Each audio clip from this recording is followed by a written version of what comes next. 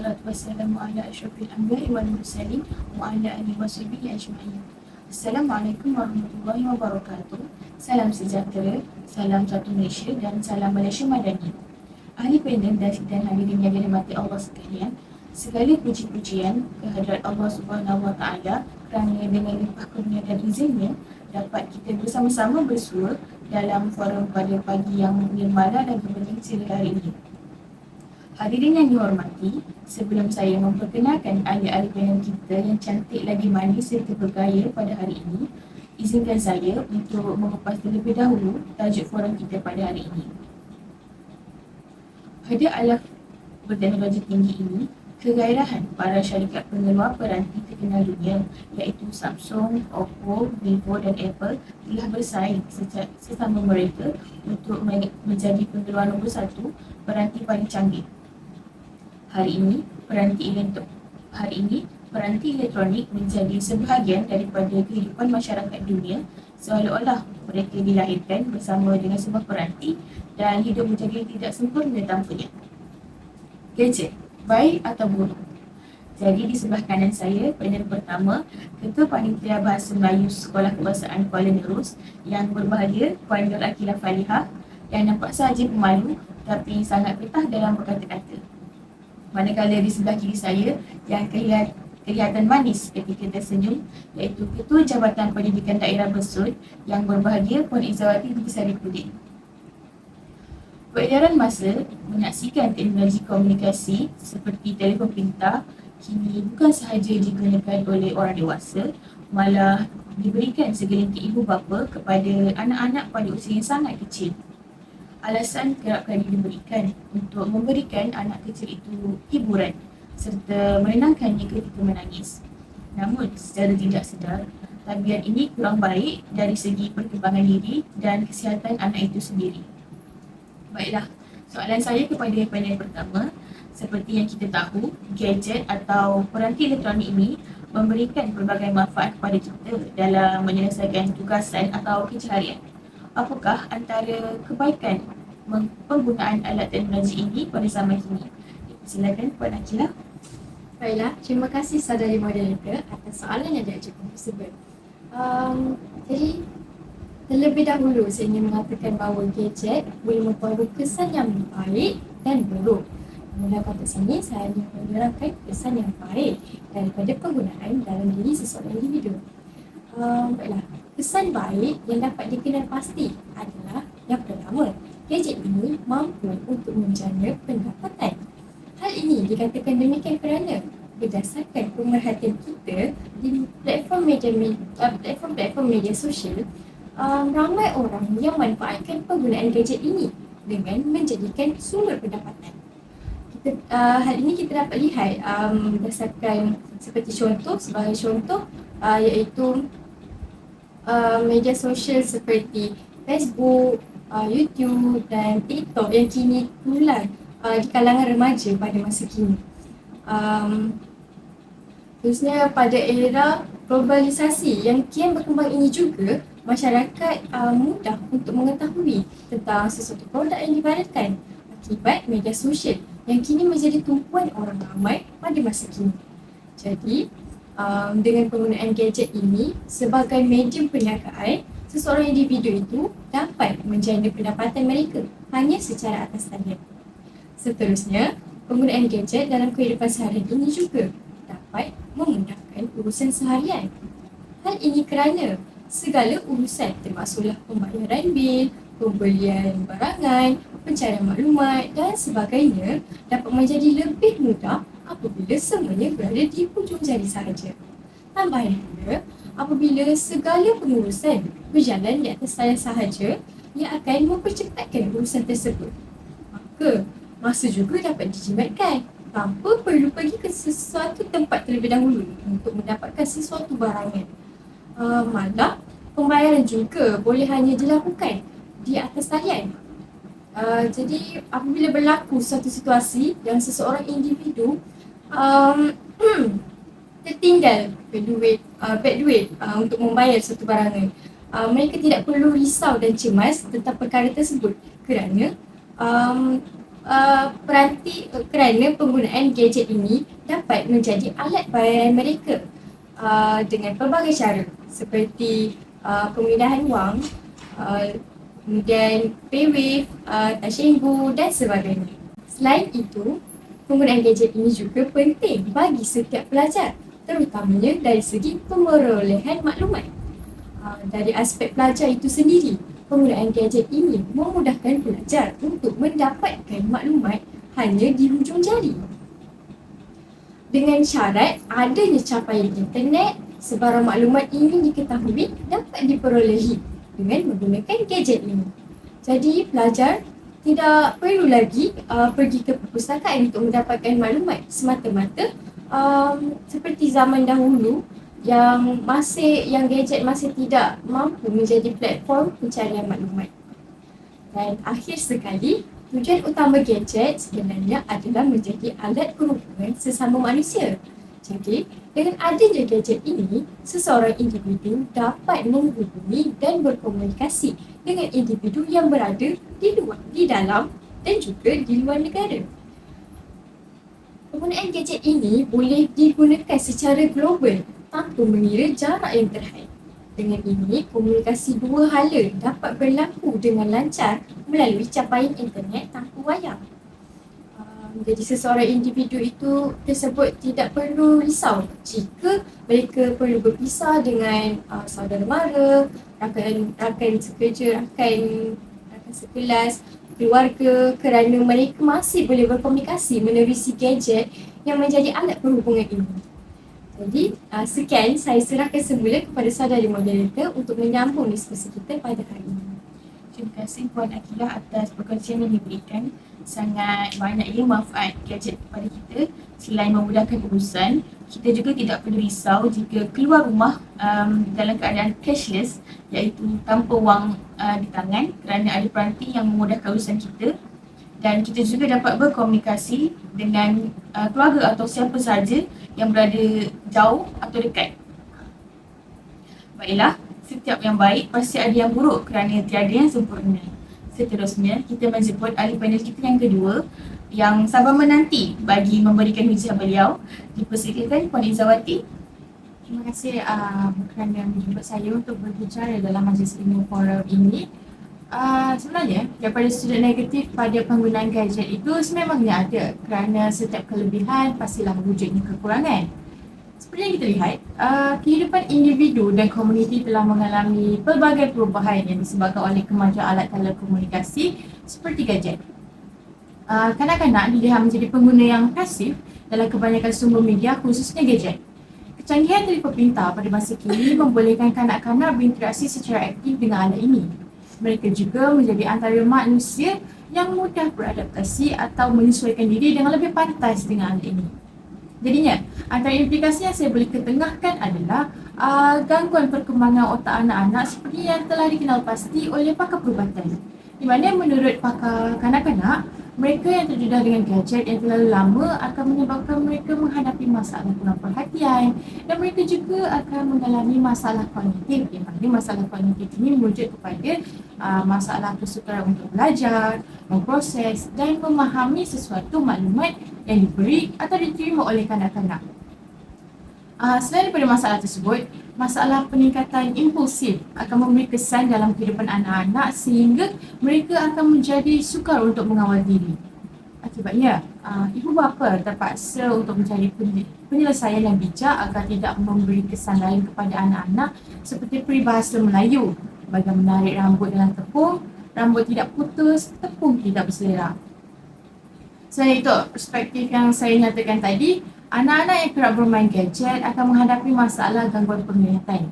Akibat terlalu lama melihat skrin gadget, mata akan menjadi letih dan anak mata akan mula berair. Keadaan ini telah menyebabkan anak-anak mengalami masalah raba mata dan lama kelamaan, ibu bapa mereka terpaksa membuat cermin mata untuk anak pada usia yang muda. Tambahan pula, mereka terlalu memberi tumpuan pada skrin gadget dalam tempoh yang lama dan menyebabkan mata mereka menjadi juling. Perkara ini menjadi sesuatu perkara yang sangat biasa dalam kalangan anak-anak yang gemar bermain gadget dalam waktu yang lama. Jadinya, mereka tidak mampu untuk melihat dengan jelas lalu menjejaskan prestasi pembelajaran. Di samping daripada masalah penglihatan yang saya nyatakan tadi, masalah yang lebih besar dan sensitif untuk dibincangkan ialah masalah obesiti, di mana obesiti di sini merujuk kepada keadaan seseorang yang telah melebihi berat badan dengan indeks jisim tubuh ataupun kita kenali sebagai BMI melebihi 30 sehingga satu tahap yang boleh menjejaskan kesihatan. Obesiti juga seringkali kita kaitkan dengan penyakit kardiovaskular, khususnya penyakit jantung. Keburukan gadget sebenarnya mampu menjurus kepada obesiti kerana anak-anak ini meluangkan masa yang terlalu lama bermain permainan dalam talian dengan menggunakan gadget masing-masing dalam tempoh yang terlalu lama. Jadinya keadaan ini juga akan menyebabkan pembakaran kalori tidak akan berlaku. Apatah lagi jika mereka bermain sambil menikmati kudapan dan tidak menepati amalan gaya hidup sihat, pasti masalah ini akan menjadi lebih parah. Jadinya tidak saya nafikan masalah ketagihan gadget ini juga akan menjadikan mereka kurang bersosial. Mereka seolah-olah memiliki dunia sendiri dengan gadget serta rakan permainan mereka di alam malam. Kecanggihan permainan dalam talian seperti Mobile Legends dan PUBG telah menyebabkan mereka saling berinteraksi dengan rakan sepermainan. Impaknya, mereka tidak suka bersosial di luar dan kerap berada di dalam bilik bersama dengan gadget. Secara tidak langsung, alat gadget atau peranti ini akan menjadikan seseorang itu bersikap antisosial lalu menjadi punca seseorang itu hilang kemahiran berkomunikasi dan bersosial. Buktinya, pada masa kini kita dapat lihat ramai yang sebenarnya bersikap antisosial dan tidak gemar untuk berkomunikasi dengan orang luar. Secara kolektifnya, apa yang saya boleh katakan adalah masalah ketagihan gadget ini merupakan masalah sejagat yang sebenarnya perlu diberi perhatian oleh semua penyedia sistem permainan, pencipta permainan dan ejen penyebar permainan dalam talian agar mereka merasa insaf akan kerosakan yang telah dilakukan oleh mereka di dunia ini sehingga kan memberikan kesan yang buruk kepada masa depan seseorang. Namun begitu, sebenarnya perkara ini kita tidak boleh menuding jari hanya kepada satu pihak. Kerana ibu bapa seharusnya lebih syakna akan pengawalan penggunaan gadget anak-anak itu. Itu sahaja daripada saya serahkan kepada saudara Nurul. Terima kasih Puan Izzawati di atas perkongsian yang diberikan. Dapat kita lihat bahawa kesan ketagihan gadget ini memberikan kesan yang buruk selain daripada anak-anak itu akan kurang jelas dalam penglihatan ataupun juling. Malah anak-anak ianya akan menjejaskan anak-anak dalam pembelajaran mereka. Selain itu, penyakit yang tidak enak didengar, iaitu penyakit kardiovaskular juga dapat jadi risiko tinggi untuk anak-anak itu hidapi apabila ketagihan menggunakan teknologi ini. Baiklah, ketagihan gadget dalam kalangan kanak-kanak pada hari ini bukan lagi satu perkara yang asing di mana-mana sahaja kita melihat kanak-kanak bebas memegang gadget di tangan. Perkara ini tidak lagi dianggap pelik kerana trend masa kini telah berubah. Kemajuan teknologi gadget yang dipasang dengan pelbagai aplikasi permainan dan hiburan yang menarik minat kanak-kanak terus berkembang dari sehari ke sehari. Kanak-kanak seawal usia 2 tahun telah mula didedahkan dengan penggunaan gadget, terutama telefon pintar dan tablet. Perkara ini tidak boleh dielakkan kerana ibu bapa itu sendiri tidak dapat mengawal penggunaan gadget di hadapan anak-anak mereka yang membuatkan anak-anak mereka tertarik untuk menjadikan ia sebagai satu alat permainan. Jika anda ingat pada masa dahulu ketika kita masih kecil dan suka meragam, ibu bapa kita akan memeluk atau melayan kerenah kita sehingga akhirnya kita berhenti dari menangis dan meragam. Kanak-kanak pada masa itu merasai sepenuhnya kasih sayang dan perhatian daripada ibu bapa walau apa juga kelakuan dan tindakan mereka yang tidak menyenangkan hati ibu bapa. Berbeza dengan kaedah ibu bapa pada hari ini, gadget menjadi sandaran bagi ibu bapa mengawal anak yang suka meragam. Menonton video animasi dan kartun selama berjam-jam di telefon pintar dan tablet membuatkan kanak-kanak asyik dalam dunia mereka. Sama halnya dengan permainan video. Ketagihan anak-anak dalam permainan video telah mengubah corak sosial mereka. Interaksi dengan keluarga dan rakan-rakan bukan lagi satu keutamaan bagi mereka. Setiap masalah pasti ada jalan penyelesaian. Fenomena ini bagai bisul menjadi nanah jika dibiarkan. Oleh itu, masalah yang serius perlu diatasi sebelum nasi menjadi bubur. Persoalannya, apakah langkah-langkah bagi menangani gejala ini dan terus berlaku? Dipersilakan para panel yang arif lagi bijaksana bagi memberi solusi kepada permasalahan ini. Baiklah, terima kasih saudari moderator atas soalan menarik tersebut. Langkah yang perlu diambil bagi mengatasi ketagihan atau kesalahgunaan gadget ini adalah yang pertama, kita perlukan tetapkan jadual atau masa yang sesuai untuk menggunakan gadget ini. Kita perlulah menyusun masa dengan baik untuk menggunakan gadget dan masa untuk membuat kerja. Maksudnya di sini kita janganlah menggunakan gadget sepanjang hari tanpa melakukan perkara lain sehingga kan terlupa untuk menunaikan solat ibadah ataupun lalai sehingga menyebabkan tugasan yang perlu dilakukan itu tertangguh. Hal ini, penggunaan gadget ini boleh dijadikan ganjaran setelah selesai melakukan segala tugasan sekolah atau rumah. Seperti sebagai contoh, apabila mereka selesai melakukan sesuatu tugasan, maka ibu bapa barulah berikan kanak-kanak ini menggunakan gadget. Dengan itu, mereka juga akan rasa bersemangat untuk melakukan tugasan yang perlu dilakukan tersebut dan bukan hanya berfokuskan ingin gadget sahaja. Seterusnya, dengan ini kehidupan seharian dapat juga dimanfaatkan dengan perkara lain dan bukan sahaja dengan menghadap gadget semata-mata. Seterusnya, langkah yang kedua yang boleh dilakukan bagi mengelakkan ketagihan penggunaan gadget adalah dengan menggantikan penggunaan gadget ini kepada aktiviti yang berfaedah.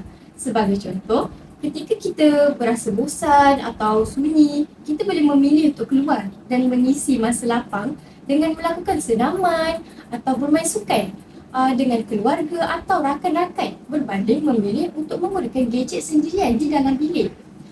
Dengan ini, dengan mengisi masa lapang ini, ia dapat sekaligus menyihatkan tubuh badan serta mengeratkan hubungan silaturahim. Jika tidak mahu bergiat aktiviti luar, kita juga boleh membaca buku seperti novel, komik dan sebagainya untuk mengisi masa lapang tersebut berbanding menghadap gadget yang seperti dikatakan Puan Izawati tadi boleh menyakitkan mata. Jadi saya rasa setakat itu sahaja daripada saya. Kembali semula kepada moderator. Baiklah, terima kasih Puan Akilah di atas langkah yang diberikan. Masa itu emas. Kita dapat lihat bahawa ketagihan ini akan mengurangkan masa dan menjejaskan masa yang ada dalam kehidupan seharian kita, seterusnya membuatkan kerja-kerja lain tertangguh dan tidak dapat disiapkan. Seterusnya, dipersilakan Puan Izawati bagi menambahkan lagi cara-cara untuk mengurangkan ketagihan dalam kalangan kanak-kanak. Terima kasih atas soalan yang diajukan oleh saudara moderator. Sebenarnya, semua pihak tidak boleh berpeluit tubuh tetapi harus bekerjasama dalam mengatasi masalah ini. Implementasi yang tersedia mungkin masih belum mencapai keberkesanannya. Jadinya seperti yang saya katakan sebentar tadi, di mana ibu bapa lah yang seharusnya memainkan peranan yang lebih penting dalam menangani anak-anak yang kecanduan gadget. Ibu bapa sebenarnya perlu terlibat secara aktif dan berjurusah dalam pendidikan anak-anak kerana kajian ada menunjukkan bahawa perkembangan dan prestasi pembelajaran anak-anak akan menjadi lebih baik. Penglibatan aktif dan sokongan ibu bapa di peringkat ini akan dapat meningkatkan potensi pembelajaran anak-anak melalui penulisan kaedah pembelajaran tersebut di rumah, di mana salah satu kesan buruk gadget ini juga akan menjadikan anak-anak ini kurangnya belajar kerana terlalu candu akan gadget. Jadi asuhan dan didikan yang serupa di pusat dan di rumah akan membantu kesinambungan proses pembelajaran dan mengelakkan kekeliruan dalam kalangan anak-anak. Di samping itu, ini juga dapat menjadikan penghubungan yang rapat di antara ibu bapa dan tenaga pendidik. Juga bagi membolehkan pendidik mengenali serta memahami anak-anak dengan lebih mendalam. Jadi dalam usaha menangani fenomena ketagihan gadget ini, ibu bapa memainkan peranan yang sangat penting. Mereka haruslah mendidik sejak awal lagi bab kata pepatah Melayu, menuntuk buluh biarlah dari rebungnya. Namun begitu, ibu bapa juga haruslah bijak mendidik dan mengawal anak-anak sesuai dengan arus kemodenan bertepatan dengan kata-kata Sayyidina Umar radhiyallahu anhu, di mana didiklah anak itu sesuai dengan zamannya. Pada zaman dunia tanpa sepadan untuk anak-anak mudah terdedah dan terpengaruh kepada kecanggihan teknologi seperti media massa, sememangnya tidak menjadi kesalahan untuk seseorang individu mengecapi kecanggihan teknologi, namun perlu seiring dengan kebijaksanaan. Sebagai contoh, jika anak-anak terlalu leka menonton animasi atau rancangan di gadget menerusi aplikasi YouTube, saya katakan, ibu bapa seharusnya memantau rancangan apa atau animasi apa yang mereka tonton oleh apa yang mereka tonton. Jadi selain itu, mereka juga haruslah memantau penggunaan masa anak-anak menggunakan gadget di samping memberi nasihat dan juga menerapkan nilai-nilai murni yang terdapat dalam apa-apa yang mereka tonton. Jadi dengan cara ini, anak-anak akan lebih terpelihara daripada menonton rancangan-rancangan yang mempunyai unsur-unsur negatif seperti unsur ganas, seks dan sebagainya. Itu sahaja daripada saya kembalikan kepada saudari moderator. Terima kasih Puan Isawati. Berdasarkan perkongsian yang Puan Isawati kongsikan, dapatlah kita lihat bahawa ibu bapa memainkan peranan yang sangat penting bagi mengawal ketagihan gadget ini dari terus berlaku dan menjadi parah dalam kalangan kanak-kanak. Melentur buluh bilah dari rebungnya, kerana pembelajaran ataupun pengajaran seringkali berlaku dari rumah. Kerana ibu bapa, anak-anak lebih banyak meluangkan masa ibu bapa dan semuanya bermula dari rumah. Saya sangat tertarik dengan perkongsian bahawa didiklah anak sesuai dengan zamannya, iaitu kata daripada Saidina Umar. Benar kata Saidina Umar itu kerana sebagai ibu bapa, kita tidak dapat membendung anak kita daripada menggunakan gadget kerana pada era globalisasi ini merupakan satu keperluan dan kepentingan yang memberikan manfaat yang sangat banyak dan besar kepada anak-anak kita. Jadi, kita tidak dapat elakkan daripada penggunaan teknologi serta gadget ini. Sebelum kita melabuhkan tirai perbincangan kita pada hari ini, saya memberikan peluang kepada para panel kita untuk memberi nasihat atau harapan tentang diskusi kita sebentar tadi. Ella, dipersilakan. Terima kasih moderator. Saya hanya akan menerangkan harapan saya secara ringkas dan padat. Jadi saya berharap agar pihak yang berkenaan dapat mengambil cakna dan mengambil berat tentang penggunaan gadget ini, seperti ibu bapa yang telah diterangkan oleh Puan Izawati sebentar tadi, serta pihak-pihak lain yang berkenaan.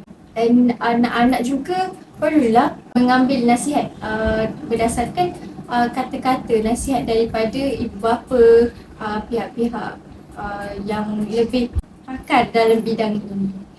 Jadi saya rasa itu sahaja daripada saya. Saya serahkan kepada Puan. Terima kasih Puan Akila atas pandangan beliau sebentar tadi. Di mana nasihat saya hanyalah kita perlu bijak dalam menggunakan gadget, kerana jika kita terlalu lalai, saya yakin perkara ini akan membawa kesan yang lebih buruk dan akan menjadi satu bara dalam masyarakat kita. Itu sahaja daripada saya. Terima kasih para panel yang arif dan bijaksana pada hari ini di atas perkongsian serta harapan dan nasihat. Terima kasih juga saya ucapkan kepada panel kerana sudah hadir pada hari ini dan berkongsi perkara yang sangat bermanfaat ini. Semoga ilmu yang disampaikan ini bukan sekadar masuk telinga kanan, keluar telinga kiri. Saya berharap perkongsian ini dapat memberikan manfaat kepada semua yang hadir. Nampaknya, masa lambat menceburi kita, gadget memberikan pelbagai kemudahan dan kebaikan kepada kita sebagai pengguna, tetapi akan memberikan impak yang buruk jika kita menyalahgunakannya. Jadi, berhati-hatilah dalam menggunakan alat teknologi yang canggih ini. Pengawalan penggunaan pada peringkat awal dapat mengelakkan daripada berlaku ketagihan. Baiklah, sampai di sini sahaja perbincangan kita pada hari ini. Sekian sahaja daripada kami. Terkasar kata, tersilap bicara, mohon dimaafkan. Sesungguhnya yang baik itu datang daripada Yang Maha Pencipta dan yang kurang itu datang daripada kekhilafan kami sendiri. Wallahualam wabillahi taufiq wal hidayah. Wassalamualaikum warahmatullahi wabarakatuh.